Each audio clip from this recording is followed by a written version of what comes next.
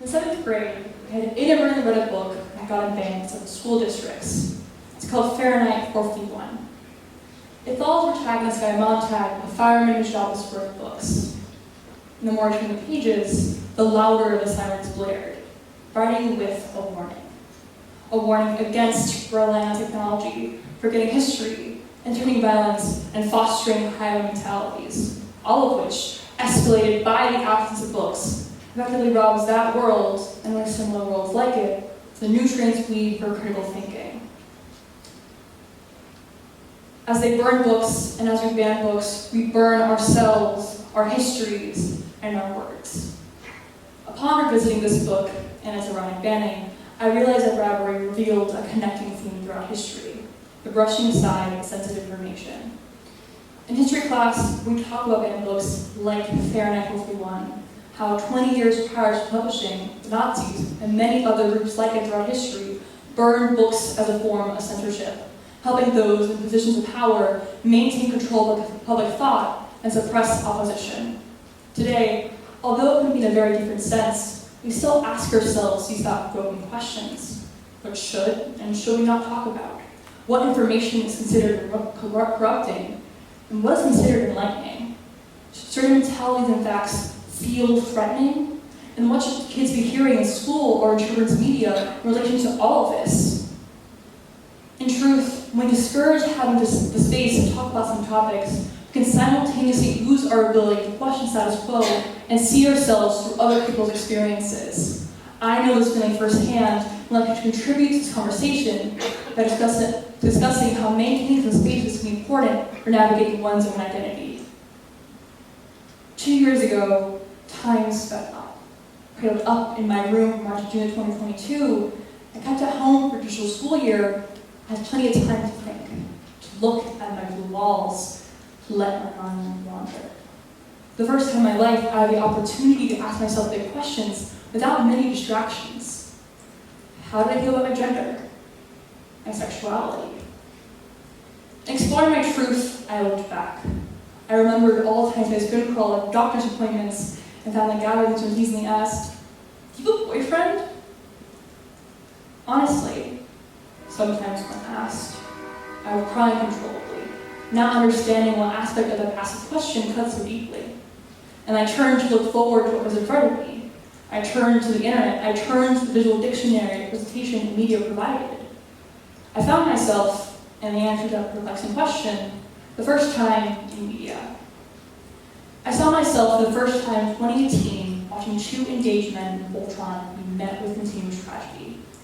I connected, heart sinking with them. My heart also rose, leading me to look for more. I found She-Ra and the Princess of Power, a show that gave my child self a sense of comfort. The two main characters, both women, embraced one another with a deep sense of love. Their on-screen sweetness was something I realized was not only important for me, but could be the kind of relationship I might want in my own life, something I had never even considered yet. And watching other shows, from Adventure Time to the Owl House, I could mirror my life with theirs and connect the dots. With the 2020 pilot season containing just over 9% of regular queer prime-time characters, there's always something new to look to and a new way to decipher my experiences. I connected stronger with spaces that were allotted to me. We lessen our spaces, we lessen our ability to see ourselves. While providing the forums for discussion and the space for exploration, my friend, who was born a guy, would have never gotten to experiment with crop tops and skirts that brought them closer to self-actualization. I, on the other hand, would have never gotten to try on the expression, style, and phrase that right with who I was, the button-ups and choruses, the gay anthems that I clung to. Subverting what was expected of me empowered me to not only find comfort in what worked, but ask myself, what if?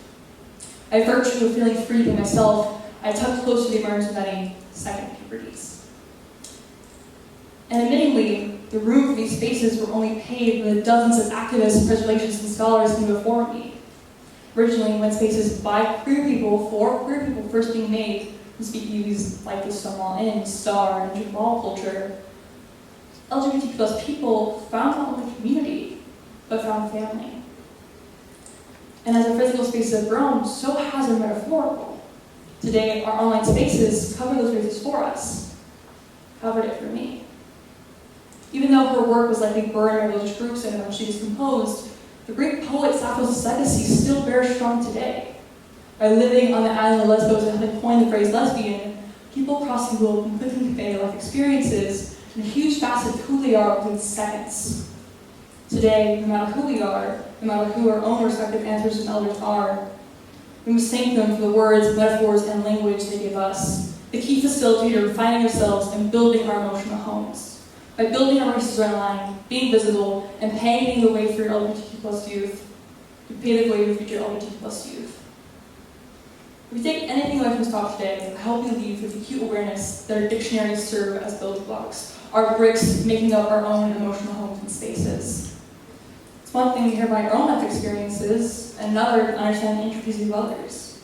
What is it like to be Black? What is it like to be trans? What is it like to feel uncomfortable in your own body? When fluid terminology was first being established, language centered around the ideas. Today, with buzzy internet, we've developed dozens of new terms and new ways to explain the human experience. Language, accompanied by our emotional homes, empowers people to find identity. When we do provide youth this form of language, any possible second puberties can push earlier and possibly come one day. People can feel free to live their true, authentic selves, comfortable pushing back any waves of resistance that come at them.